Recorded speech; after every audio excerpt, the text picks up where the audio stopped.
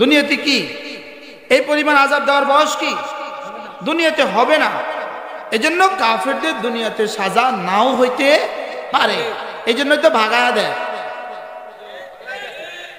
এজন্য কি দেয় বলেন? ভাগায়া দেয় কেন? দুনিয়াতে এই শাস্তি দেওয়ার মতো লোড নিবে না, বুঝেন না? এই শাস্তি দেওয়ার লোড দুনিয়াতে কি হবে না। এজন্য বাশার আল আসাদকে ভাগায়া দিছে, এজন্য আমাদের ভাগলপুরিনীকেও ভাগায়া দিছে। ভাগায়া দেয় কি লিগা বলেন? দুনিয়াতে এই পরিমাণ দেওয়ার কি নাই, জায়গা নাই, বয়স হবে না, লোড নিতে পারবে না, না ভারসাম্যতা নাই। দ্বিতীয়ত যদি তারে আযাব দিতে হয় তাহলে মুমিনিনকেও আযাব দিতে হবে। এই জন্য আল্লাহ তাআলা মুমিনিনের খাতিরে বেঈমানকে দুনিয়াতে আযাব দেন না। তাহলে আখিরাতে আযাব কি বলেন? নিশ্চিত। আখিরাতে আযাব কি? নিশ্চিত। আর দুনিয়াতে আযাব হইতেও পারে, নাও পারে, না হওয়ার সম্ভাবনা বেশি। না হওয়ার সম্ভাবনা কি? আর দুনিয়াতে হালকা হালকা মাঝে মাঝে মারে। দুনিয়াতে হালকা হালকা মাঝে মাঝে কি করে? মাঝে মাঝে হালকা হালকা দেয় কেন জানেন? লাআল্লাহুম ইয়ারজিউন, দেখি ওরা ফিরে আসে কিনা। এজন্য আমেরিকার জুলুমের জবাব দুনিয়াতে হবে না, হওয়ার সম্ভাবনা ক্ষীণ, এবং দুনিয়াতে লোড নিতে পারবে না। আমেরিকার জুলুমের জবাব দুনিয়াতে কি?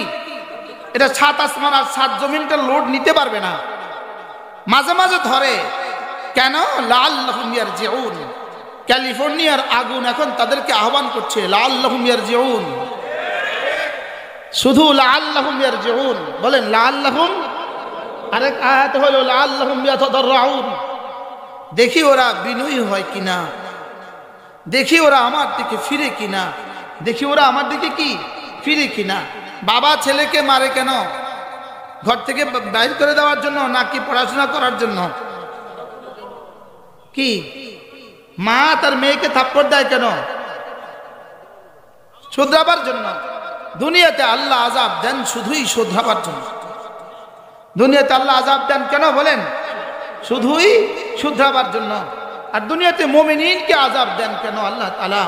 দুনিয়াতে মুমিনিনকে আযাব দেন শুধুই তার গুনাহগুলোকে মাফ করে দেওয়ার জন্য।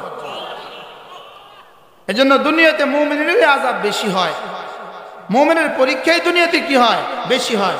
কেন? শুধু ওকে মাফ করে দেওয়ার জন্য। সুবহানাল্লাহ, শুধু ওকে মাফ করে দেওয়ার জন্য।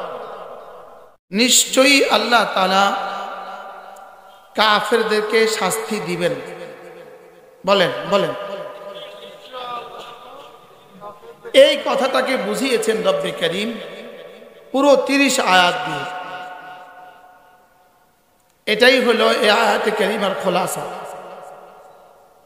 এই আয়াতে কারিমার মাকসাম আলাই,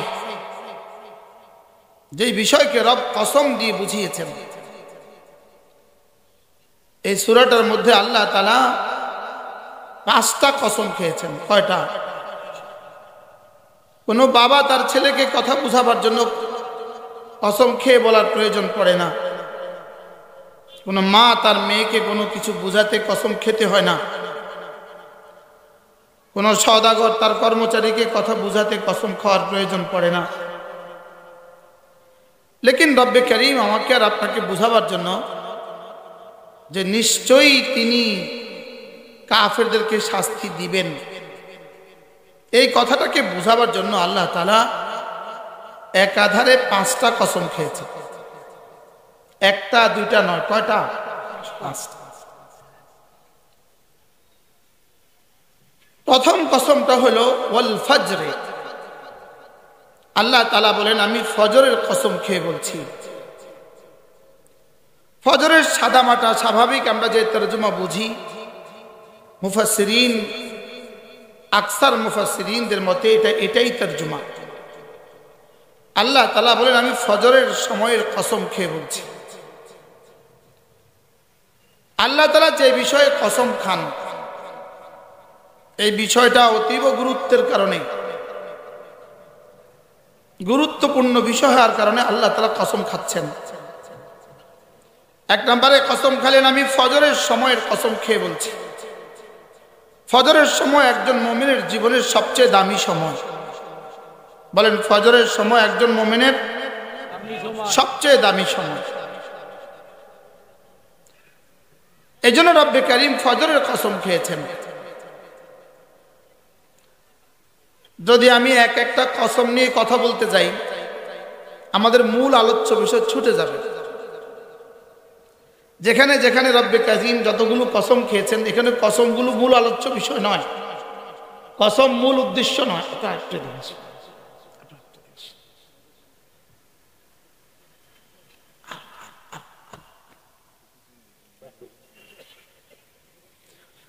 কসমগুলো মূল আলোচ্য বিষয় নয়। যে বিষয় কসমকে বুঝান সেটা হলো মূল আলোচ্য বিষয়। যেন আমরা কসমের পেছনে পড়বো না এখন। ওয়াল ফজরে, আমি ফজরের কসম খেয়ে বলছি। 2 নাম্বার, ওয়ালায়ালিন আশরে, আমি 10 রাতের কসম খেয়ে বলছি। 10 রাত বলতে মুফাসসিরিন বলেন জিলহজ মাসের প্রথম 10 রাত। বলেন 10 রাত। একজন মুমিনের জীবনের সবচেয়ে দামি সময় হলো তার ফজরের সময়। আর একজন মুমিনের জীবনের সবচেয়ে দামি আমল হলো জিলহজ মাসের প্রথম 10 দিনের আমল। এ হলো 10 রাতের কসম খেয়ে বলছি।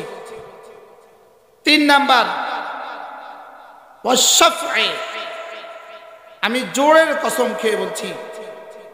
পৃথিবীর সমস্ত মাখলুককে আল্লাহ তাআলা জোড়ায় জোড়ায় বানিয়েছেন। এজন্য সমস্ত মাখলুকের একসাথে কসম খেয়েছেন। ওয়াশফা'i, আমি জোড়ের কসম খেয়ে বলছি।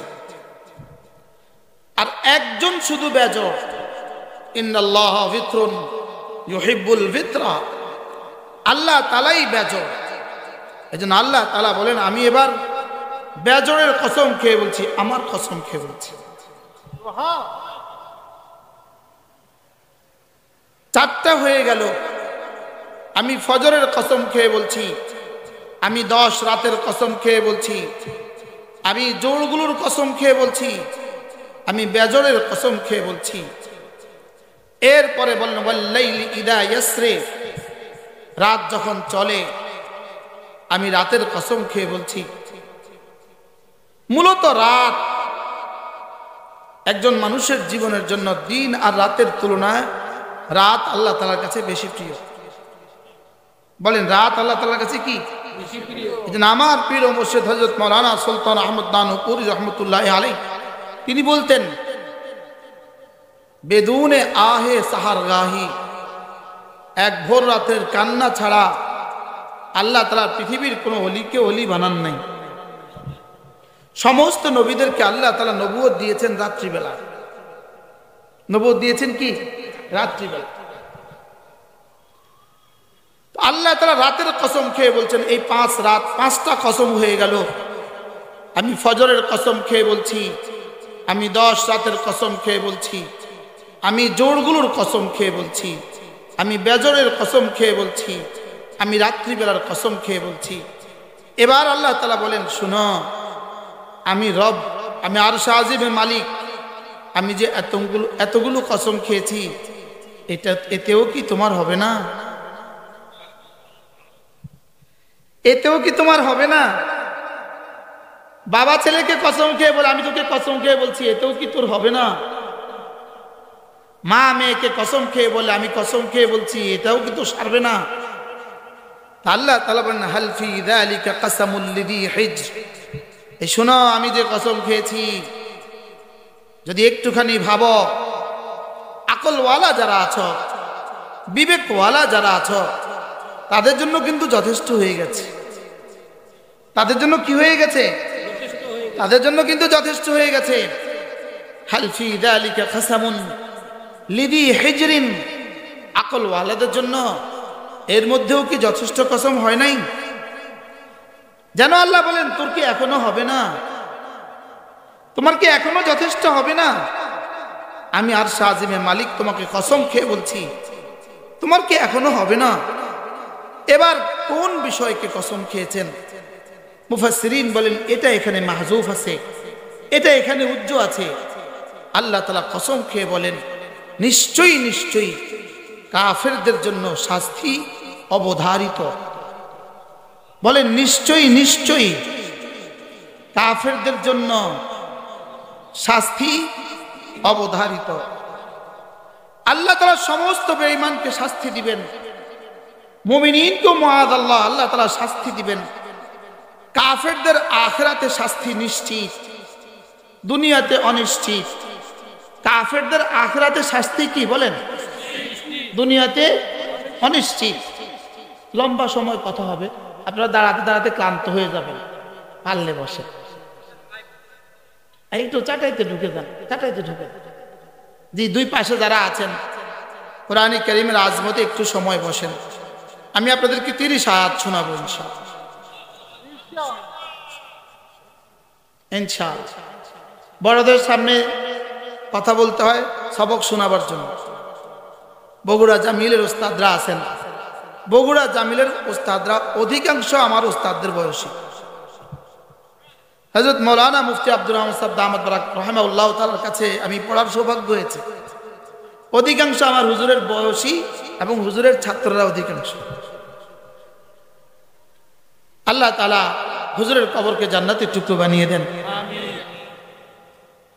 এবার আল্লাহ তাআলা বলেন, নিশ্চয়ই কাফেরদের শাস্তি অবধারিত।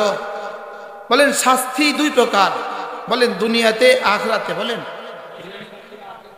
হয় শুধু দুনিয়াতে অথবা শুধু আখিরাতে, অথবা শুধু আখিরাতে অথবা শুধু দুনিয়াতে, অথবা দুনিয়া আখিরাতে দোনো জায়গায়। তিনটা সম্ভাবনা আছে। কয়টা সম্ভাবনা? লা ইয়াখলু আন সালাসাতি আহওয়াল, তিন অবস্থা থেকে খালি নয়। তিন অবস্থা থেকে কি নয়? তিন অবস্থা থেকে খালি নয়।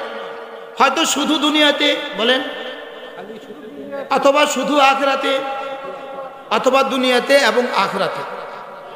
এবার বলেন আপনি কোনটা নেবেন? বলেন সবাই বলেন আমরা কোনোটাই নিব না ইনশাআল্লাহ। বলেন ইনশাআল্লাহ। আমরা কি করব না? আমরা ইনশাআল্লাহ কোনোটাই নিব না। ইনশাআল্লাহ রব আমাদেরকে কোনোটা দিবেন না ইনশাআল্লাহ। কাফেরদের জন্য আখিরাত নিশ্চিত। বলেন দুনিয়া হইতেও পারে। আর মুমিনের জন্য, মুমিনের জন্য দুনিয়াতেও কিছু হইতে পারে, আখিরাতেও কিছু হইতে পারে। আর কাফেরের জন্য আখিরাত কি? দুনিয়াতে হইতেও পারে, দুনিয়াতে নাও হইতে পারে। আখিরাতের কাফেরদের জন্য দুনিয়াতে শাস্তি না হওয়ার সম্ভাবনা বেশি, না হওয়ার সম্ভাবনা বেশি। আখিরাতে নিশ্চিত, দুনিয়াতে না হওয়ার সম্ভাবনা বেশি কেন? উত্তর, যেই পরিমাণ আযাবের জন্য, যেই পরিমাণ আযাব তাদের জন্য বরাদ্দ, এই পরিমাণ আযাব দেওয়ার জায়গা দুনিয়াতে নাই, এবং এই পরিমাণ আযাব দেওয়ার বয়স দুনিয়াতে হবে না। দুনিয়াতে কি এই পরিমাণ আযাব দেওয়ার বয়স কি দুনিয়াতে হবে না। এজন্য কাফেরদের দুনিয়াতে সাজা নাও হইতে পারে। এই জন্য তো ভাগায়া দেয়। এজন্য কি দেয় বলেন? ভাগায়া দেয় কেন? দুনিয়াতে এই শাস্তি দেওয়ার মতো লোড নিবে না, বুঝেন না? এই শাস্তি দেওয়ার লোড দুনিয়াতে কি হবে না। এই জন্য বাশার আল আসাদকে ভাগায়া দিছে। এই জন্য আমাদের ভাগলপুরিনীকেও ভাগায়া দিছে। ভাগায়া দেয় কি লিগা বলেন? দুনিয়াতে এই পরিমাণ দেওয়ার কি নাই, জায়গা নাই, বয়স হবে না, লোড নিতে পারবে না, না ভারসাম্যতা নাই। দ্বিতীয়ত, যদি তারে আযাব দিতে হয় তাহলে মুমিনিনকেও আযাব দিতে হবে। এই জন্য আল্লাহ তাআলা মুমিনিনের খাতিরে বেঈমানকে দুনিয়াতে আযাব দেন না। তাহলে আখিরাতে আযাব কি বলেন? নিশ্চিত। আখিরাতে আযাব কি? নিশ্চিত। আর দুনিয়াতে আযাব হইতেও পারে, নাও পারে। না হওয়ার সম্ভাবনা বেশি, না হওয়ার সম্ভাবনা কি? আর দুনিয়াতে হালকা হালকা মাঝে মাঝে মারে, দুনিয়াতে হালকা হালকা মাঝে মাঝে কি করে, মাঝে মাঝে হালকা হালকা দেয় কেন জানেন? লাআল্লাহুম ইয়ারজিউন, দেখি ওরা ফিরে আসে কিনা।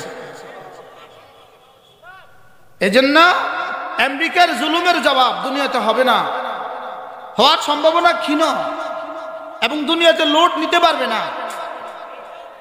আমেরিকার জুলুমের জবাব দুনিয়াতে কি? এটা সাত আসমান আর সাত জমিনটা লোড নিতে পারবে না, মাঝে মাঝে ধরে কেন?